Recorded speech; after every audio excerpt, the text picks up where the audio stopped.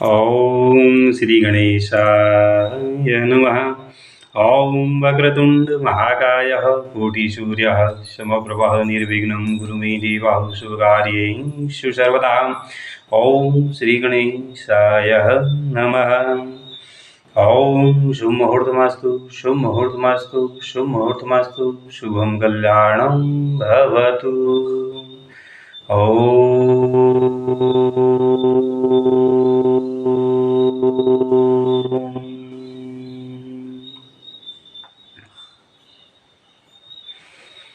आप सभी भक्तजनों को मेरा कोटि कोटि प्रणाम। भक्तजनों, आज हम संस्कार पर बात करने जा रहे हैं। वर्तमान युग जो बहुत से इस तकनीक का युग है, जिसमें इंसान हर क्षेत्र में और लगातार तकनीक के साथ बहुत सारी प्रगति को हासिल कर रहा है। ऐसे में बात उठती है कि हम जब सब कुछ पा रहे हैं तो फिर खो क्या रहे हैं। तो बहुत कुछ इस दौड़ में, इस प्रतियोगिता में ऐसा कुछ भी है जो हम लोग नित्य नित्य खोते जा रहे हैं। वो है हमारे पूर्वजों का एकत्र करा हुआ बहुत बड़ा भंडार। वो है संस्कारों का भंडार। आज जब हम समाज में प्रत्येक स्थिति को देखते हैं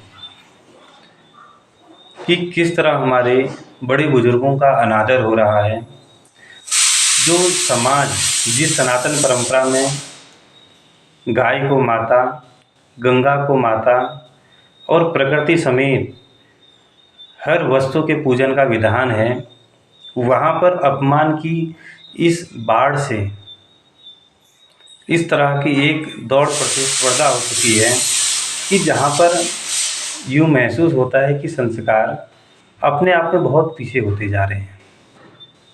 जिस देश को सोने की चिड़िया सिर्फ यहाँ की संपदा से नहीं कहा जाता था, यहाँ के संस्कार, यहाँ का ज्ञान और यहाँ का जो एक उच्च आदर्श, यानी भारत का जो उच्च आदर्श था, आधुनिकता थी, एक महान सोच वसुधैव कुटुंबकम की, उस कुटुंबकम को लेकर ही हमेशा से ही संस्कारों का, हमेशा से ही भारत का जो झंडा है, भारत का जो नाम है, वह हमेशा विश्व से सबसे अलग रहा है, सबसे ऊंचा स्थान रहा है। लेकिन आज की विशेष तौर पर हमारे आयु वर्ग की जो पीढ़ी है, उस पीढ़ी में जब हम संस्कारों की बात देखते हैं तो कहीं ना कहीं किसी न किसी स्तर पर वह एक कमी महसूस होती है। आज गीता प्रेस गोरखपुर की संस्कार प्रकाश पुस्तक के माध्यम से हम आपको संस्कारों के महत्व को बताने का प्रयास कर रहे हैं। हालांकि हमारा यह प्रयास इस पूरे प्रक्रिया में बहुत छोटा सा है, क्योंकि हमारे पास ज्ञान की कमी है। वो तमाम संसाधन जो संस्कार के लिए प्रदर्शित करे जाने चाहिए, हमें लगता है कि वो प्रदर्शित करने में अभी हमारी ओर से बहुत सारी कमियां हैं। फिर भी तुच्छदास का आप सभी से निवेदन है कि जो कुछ भी आपको इसमें बेहतर लगे, कहीं पर भी एक भाव से आपको लगे कि उस भाव से आप प्रसन्न हैं, उस भाव को आप ग्रहण करने का प्रयास करें। और हम ये मानते हैं कि सारी जो प्रक्रिया, जो भी आपको ये संस्कार के बारे में जो बताने का प्रयास किया जा रहा है, इसमें हम अल्पज्ञ हैं, अल्पज्ञानी हैं। सभी विद्वान जनों से मेरी ये निवेदन है कि जो भी इसमें त्रुटियां होंगी, आप कृपया कर उसे क्षमा करेंगे और बेहतर करने के लिए आप हौसला अफजाई करेंगे, हमारा हौसला बढ़ाएंगे, क्योंकि यह प्रयास एक भले के लिए है। ये प्रयास हमारी जो पीढ़ी है, उस पीढ़ी के लिए है, ताकि यह तकनीक का युग है, तकनीक के माध्यम से हमारे जो युवा पीढ़ी है उस चीज़ को समझने का प्रयास करें। दोस्तों, संस्कारों की जब बात होती है तो जैसे खेतों में जो अन्न उगता है, जैसा अन्न खेतों में उगाया जाता है, वैसा ज्यों का त्यों उसे ग्रहण नहीं करा जाता है। उसको खेतों में उसकी कटाई करी जाती है, उसकी बिनाई करी जाती है, जो उसमें मिट्टी कंकड़ आदि जितने भी उसमें दोष रह गए हैं उन दोषों को दूर करा जाता है।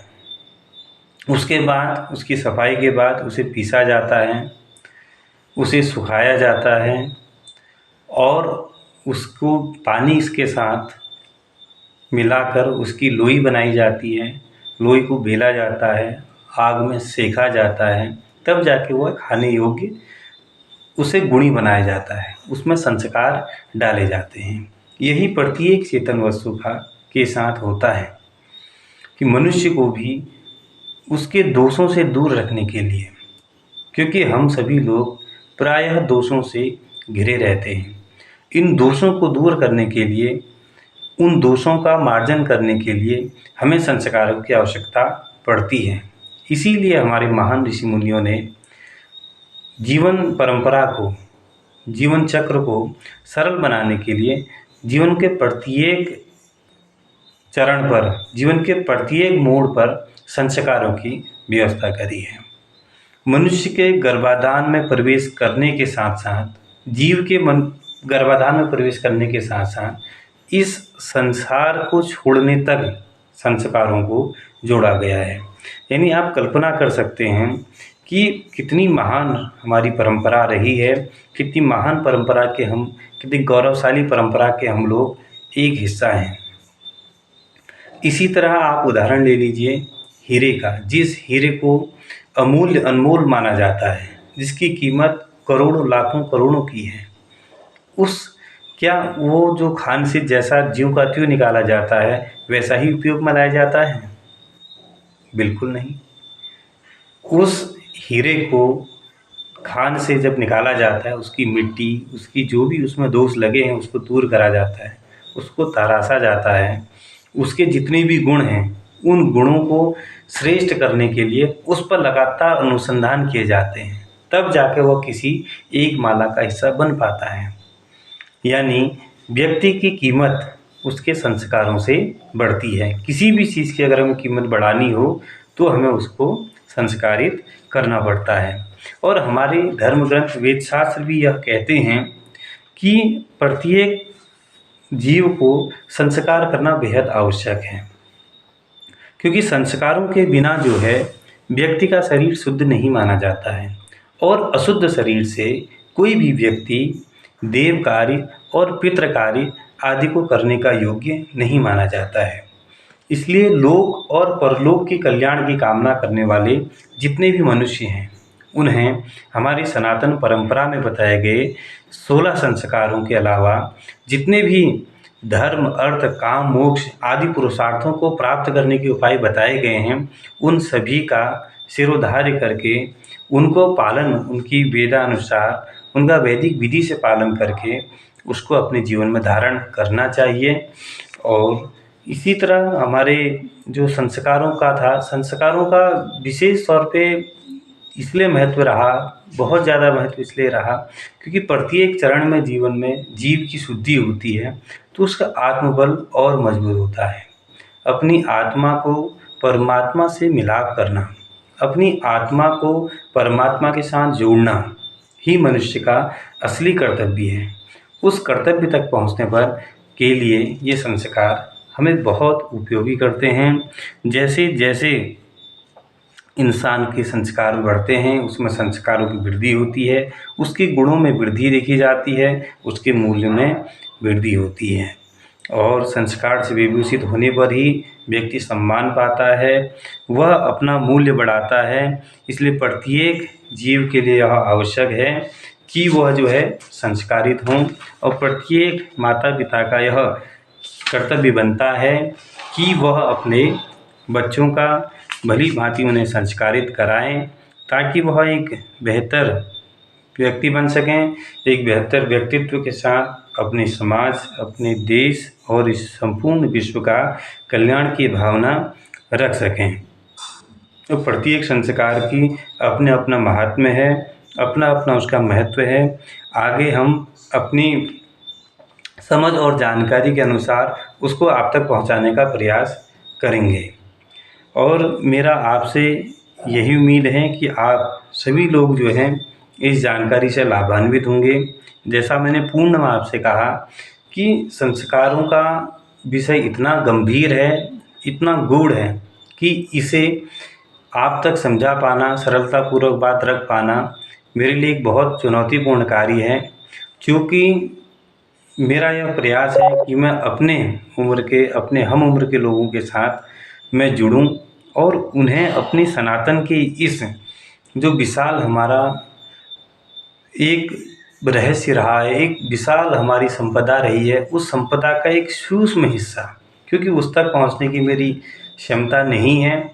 बस मैं आप सभी विद्वजनों का आशीर्वाद चाहता हूं, आप सभी लोगों का मार्गदर्शन चाहता हूं कि मैं इसे कैसे बेहतर कर सकूं, कैसे अपने साथियों का, अपने हम उम्र लोगों को का इस पे मार्गदर्शन करने पर एक कदम अपना आगे बढ़ा सकूं। इसके लिए मैं आपका आशीर्वाद चाहता हूं।